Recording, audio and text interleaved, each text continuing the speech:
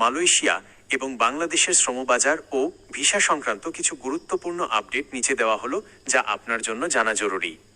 ১. মালয়েশিয়ার শ্রমবাজারের ইতিবাচক পরিস্থিতি। আজ মালয়েশিয়ার পরিসংখ্যান বিভাগ DOSM থেকে প্রকাশিত রিপোর্টে জানানো হয়েছে যে দেশটিতে বেকারত্বের হার কমে 2.9% নেমেছে, যা 2014 সালের পর সর্বনিম্ন। এর অর্থ হল মালয়েশিয়ার অর্থনীতি বেশ চাঙ্গা এবং নির্মাণ, কনস্ট্রাকশন, পরিষেবা, সার্ভিসেস এবং কৃষি এগ্রিকালচার খাতে কর্মসংস্থানের সুযোগ বাড়ছে। যারা নতুন ভিসার অপেক্ষায় আছেন তাদের জন্য এটি একটি ভালো সংকেত। ২. নতুন নিয়োগ পদ্ধতিতে আমূল পরিবর্তন। 2026 সালের এই সময়ে মালয়েশিয়া সরকার শ্রমিক নিয়োগ প্রক্রিয়ায় স্বচ্ছতা আনতে বেশ কিছু কড়া পদক্ষেপ নিয়েছে। AI প্রযুক্তির ব্যবহার, দালালের দৌরাত্ম্য কমাতে এবং সঠিক যাচাইয়ের জন্য নিয়োগ প্রক্রিয়ায় কৃত্রিম বুদ্ধিমত্তা যুক্ত করা হচ্ছে।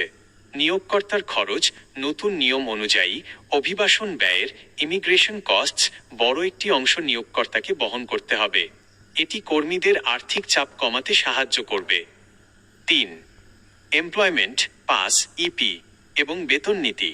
আগামী 1 জুন 2026 থেকে মালয়েশিয়ায় সংশোধিত এমপ্লয়মেন্ট পাস স্যালারি পলিসি কার্যকর হতে যাচ্ছে। এর মাধ্যমে ক্যাটাগরি -1, 2 এবং 3-এর জন্য ন্যূনতম বেতনের সীমা পুনর্নির্ধারণ করা হয়েছে। এটি মূলত পেশাদার বা দক্ষ কর্মীদের এক্সপেট্রিয়েটস জন্য প্রযোজ্য। ৪. ভিসা এবং পোর্টালে সতর্কতা।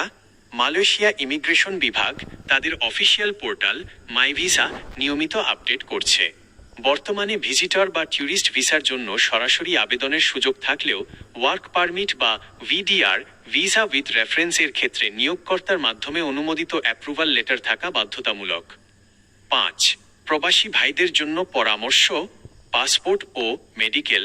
যারা মালয়েশিয়া যাওয়ার প্রক্রিয়ায় আছেন তারা আপনার পাসপোর্টের মেয়াদ অন্তত 2 বছর আছে কি না নিশ্চিত করুন। নিবন্ধন যাচাই।